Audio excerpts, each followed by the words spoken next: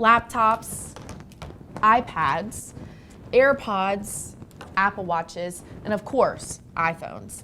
Generation Alpha quite literally has the world at their fingertips.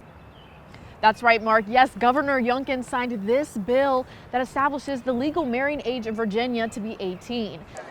Hundreds of people came out to this historical event at the Compass, and all of them made sure to have these specialized sunglasses to protect their eyes from the damage.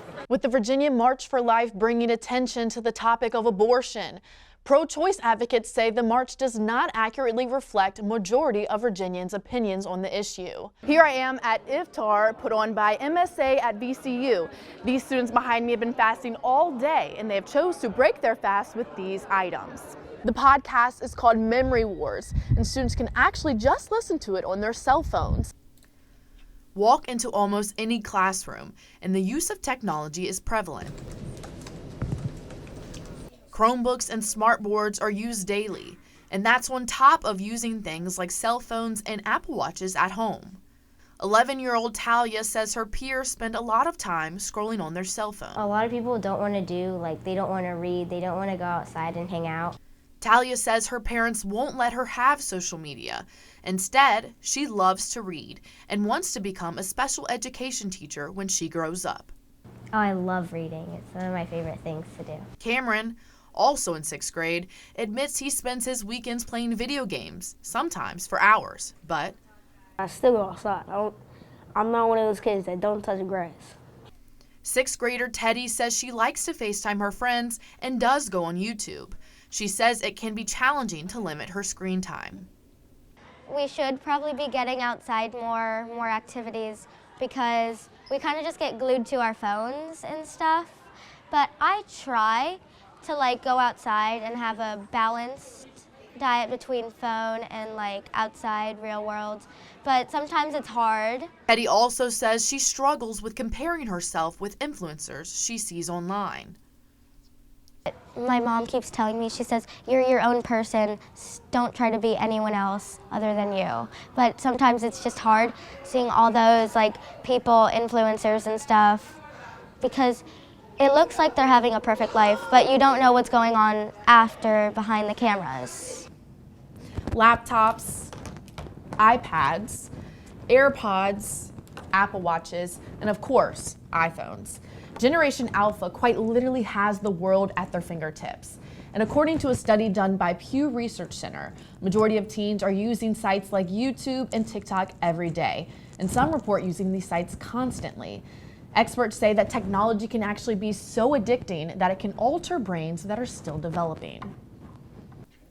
Dr. Mudit Kumar is a child and adolescent psychiatrist.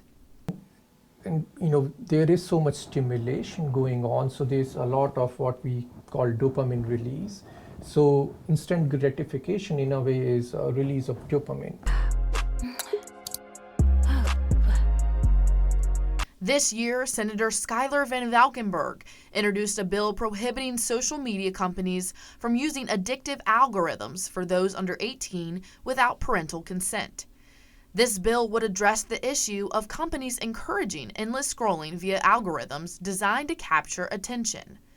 As a parent, the state senator recognizes the struggle with technology, specifically social media. It is important to set boundaries about when to use it, when not to use it. I've certainly not been perfect on that with my own kids, but around use at, say, the dinner table, or use around it when you're talking about getting your homework done, or things like that. And that's going to be different for every kid. The addictive feed bill was delayed until 2025 to give policymakers time to study it. Dr. Kumar says the addictive algorithm is a real thing. It's similar to, you going to Vegas and playing on slot machines. You are getting that variable reinforcement learning. And it's kind of the same on the social media apps and a lot of these algorithms. At the same time, Dr. Kumar says there are many benefits to technology, such as different creative outlets for artists, or even the ability to find online communities of like-minded people. He also says that technology is not going anywhere, and we have to find a new balance in the digital age.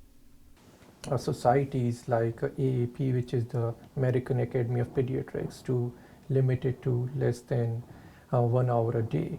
and there should be no screen time before 18 months to 2 years, and after that limiting it to 1 hour a day and not more than that. So I think there are a lot of these recommendations that are based in science, but I think the issue is this lack of awareness. Teddy says technology is all Generation Alpha knows. I think, like, to everyone who thinks we're being on our phones too much, it's not our fault technically. It's like raising us with technology. It's just hard to grow up with something that everyone else has and you don't have it. Dr. Kumar says a big help for parents is tracking your child's screen time. Another advice I would recommend parents, it's just to learn, just be their partner in this, and then we all figure it out together. Reporting in Chesterfield for VCU Insight and the newsroom at VCU, I'm Carly Woodcock.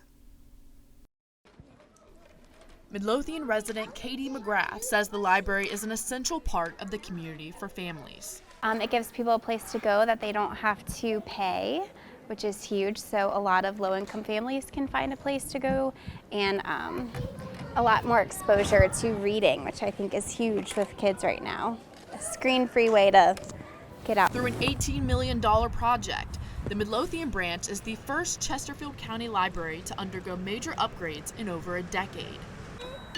With new features such as outdoor musical sculptures, a reading garden, and a large community room.